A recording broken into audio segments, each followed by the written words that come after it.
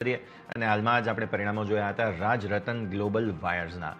પરિણામો બહુ રસપ્રદ આવ્યા છે. આના પર વધુ ચર્ચા કરીએ આપણી સાથે રાજરતન ग्लोबल वायर्स ना सीएमडी सुनील कोरड़िया जुड़ रहे हैं. सुनील जी, बहुत बहुत स्वागत है आपका सीएनबीसी बाजार पर. और सबसे पहले गुड आफ्टरनून कहना चाहेंगे.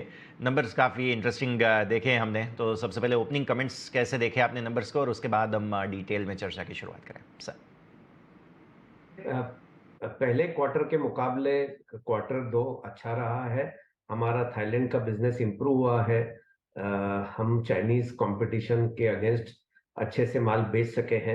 और आपने देखा होगा कि प्रॉफिट में करीब 55% की ग्रोथ है. वॉल्यूम में भी ग्रोथ है.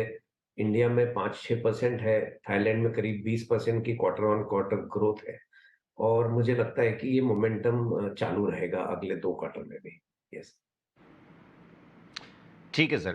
वॉल्यूम हम देख रहे हैं काफ़ी अच्छे जा रहे हैं, और हमने जो सेक्टर आपका कंजम्पशन जो क्लाइंट है बेसिकली उस सेक्टर के बारे में भी समझें तो कंस्ट्रक्शन एक्टिविटीज़ कहें या फिर से एक बार जो डिमांड होती है वो भी काफ़ी अच्छी जा रही है. सो ऐसी स्थिति में चाहे इंफ्रास्ट्रक्चर हो या रियल एस्टेट हो, सब जगह पे काफ़ी अच्छा रिप्लेसमेंट डिमांड कहें या नई डिमांड कहें, काफ़ी अच्छे से जा रहा है. थोड़ा सा वॉल्यूम ट्रेंड के बारे में हमें समझाइए सुनील जी.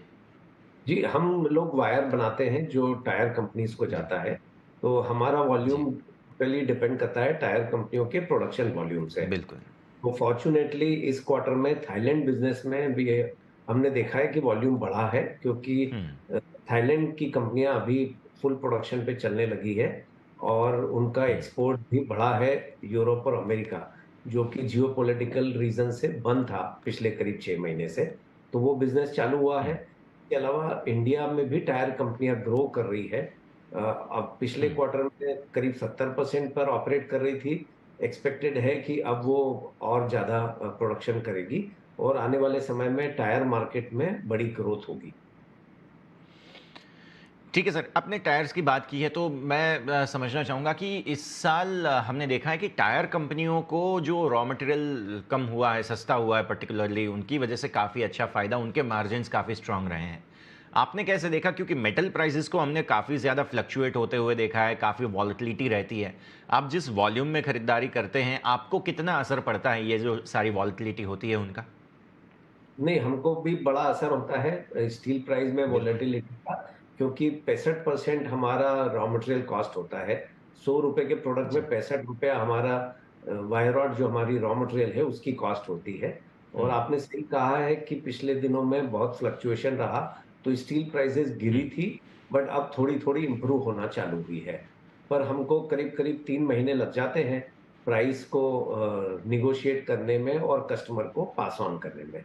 तो उसका भी असर हमारी प्रॉफिटेबिलिटी पे होता है. अच्छा सर, आपने ये जो समझाया उसमें मैं ये जो हमारा वॉल्यूम वाला मेरा सवाल था उसको इसके साथ थोड़ा कोरिलेट करना चाहूँगा कि हमने देखा है फेस्टिव सीज़न में भी ये टायर्स वगैरह, मतलब जो ऑटो प्रोडक्ट्स वगैरह जो देखें आप, उनका डिमांड काफ़ी अच्छा रहा है. सो ये जो Q2 की हम बात कर रहे हैं उसके सामने Q3 में कितना फ़र्क आप देख रहे हैं, क्योंकि डिमांड काफ़ी अच्छा है, ये चाहे रिप्लेसमेंट के हिसाब से देखिए अगेन, या तो फिर नए डिमांड की बात करें, तो उसको थोड़ा सा समझाइए. कितना फ़र्क आपको विजिबली देखने मिल रहा है, या फिर इसमें दूसरा सिनेरियो ये है कि ये जो वॉल्यूम गेम होता है उन्होंने पहले से ही स्टॉक बना के रखे हों, ये सब चीज़ें, क्योंकि हमने देखा है कि सारी ऑटो कंपनी मोस्टली वेटिंग में कारोबार करती हैं. तो ये थोड़ा सा मुझे समझना है सुनील जी. हाँ, देखिए, ऑटोमोबाइल कंपनीज के अलावा भी रिप्लेसमेंट मार्केट में भी टायर बिकते हैं. ओके. और वो सीजनल उसमें भी हम्म. डिमांड आती है अच्छी. बारिश के पहले लोग अपनी गाड़ियों में ट्रकों में टायर बदलते हैं. और हमारा जो प्रोडक्ट है वो कमर्शियल टायर में ज्यादा कंज्यूम होता है बाय वॉल्यूम.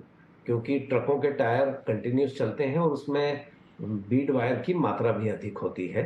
तो जब कमर्शियल एक्टिविटीज बढ़ती है, टायर्स, ट्रकें, बसें ज्यादा चलती है, तो बीड वायर ज्यादा बिकता है. तो इंडिया में 6 से 8% की ग्रोथ प्रिडिक्ट कर रहे हैं. आठवां जो ऑटोमोबाइल टायर एसोसिएशन है उन्होंने कहा है कि 8% से ग्रोथ होगी इंडियन में टायर प्रोडक्शन में इंडिया में. तो उसी तरह से हमारे प्रोडक्ट की भी ग्रोथ होगी. और हमारी कंपनी का जो बिजनेस प्लान है, अगले क्वार्टर में कम से कम पिछले इस क्वार्टर की तुलना में 15 से 20% अधिक वॉल्यूम बेचेंगे, इंडिया और थाईलैंड मिलाकर. ठीक है सर। फर्स्ट हाफ की आपने बात की, सेकंड हाफ के बारे में भी आपने बताया। अब थोड़ा-सा मैं थाईलैंड बिज़नेस के बारे में, गाइडेंस के बारे में समझना चाहूँगा। किस प्रकार के वॉल्यूम एक्सपेक्टेशंस आपके वहाँ पे रहेंगे?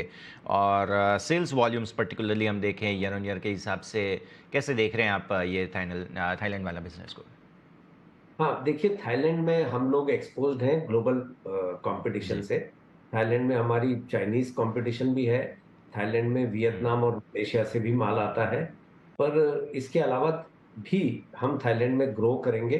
पिछले साल हमने करीब 30,000 टन का बिज़नेस किया था थाईलैंड में। इस साल 40,000 से अधिक का टारगेट है वॉल्यूम करने का, और आपने उसी हिसाब से देखा होगा कि फर्स्ट हाफ में भी ग्रोथ हुई है और सेकंड हाफ में उससे ज़्यादा ग्रोथ होगी। और पूरे साल के हिसाब से करीब 30 से 35% वॉल्यूम ग्रोथ हम एस्टिमेट कर रहे हैं। ठीक है सर। हमने देखा है कि भाई आपके नंबर्स में इंटरेस्ट कॉस्ट बढ़ा है। क्या डेट में कोई परिवर्तन है या नहीं? और आउटलुक आने वाले वक़्त में क्या कुछ डेट वग़ैरह लेने की योजना आपकी? नहीं, डेट अधिक लेने की ज़रूरत नहीं है। जैसा हमने पहले बताया था जी। कि करीब 100 करोड़ रुपए का हमने टर्म लोन लिया है हमारे चेन्नई हुँ। इन्वेस्टमेंट के लिए, जो कि 300 करोड़ का इन्वेस्टमेंट है। 300 में से करीब 200 करोड़ हम इन्वेस्ट कर चुके हैं। तो वो जो 100 करोड़ का डेट हमने लिया है, उसी से इंटरेस्ट कॉस्ट थोड़ी बढ़ी है। पर आने वाले समय में कोई और अधिक डेट लेने की हमको आवश्यकता नहीं है। और टू ओवरऑल डेट हम करीब-करीब 200 करोड़ के आसपास मेंटेन करने की कोशिश करेंगे। ठीक है सर, इन सारे मुद्दों पर हम ज़रूर नज़र रखेंगे। और आखिरकार एक थोड़ा-सा जेनेरिक गाइडेंस में लेना चाहूँगा। जैसे हमारी बात हुई, ये सारे जो भी टॉपिक्स थे, वॉल्यूम अच्छे रहने के आसार हैं। Q3, Q4 हिस्टोरिकली भी हमने देखा है कि यहाँ पे डिमांड रहता ही है। ऐसी स्थिति में किस प्रकार के गाइडेंस के साथ, मार्जिन्स के साथ आपके एक्सपेक्टेशंस रहेंगे ये सेकंड हाफ के लिए? सर। नहीं, सेकंड हाफ फर्स्ट हाफ से बेहतर रहेगा, और हम जी। ओवरऑल, जैसा मैंने पहले भी कहा है कि हम करीब-करीब 15 से 20% वॉल्यूम ग्रोथ कंसोलिडेटेड बेसिस पे करेंगे और हुँ। मार्जिन मेंटेन करने की कोशिश करेंगे। कंपटीशन थोड़ी बड़ी है, पर वॉल्यूम आने से हमारी कॉस्ट भी कम होती है। तो करीब-करीब आप समझिए 17-18% एबिटा मार्जिन कंसोलिडेटेड बेसिस पे हम इस साल करने वाले हैं। ठीक है सर, बहुत-बहुत शुक्रिया आपका हमारे साथ जुड़ने के लिए और ये सारी जानकारी देने के लिए। Thank you very thank you much sir. Yes. Thank you. Bye. तो આપણે વાત કરી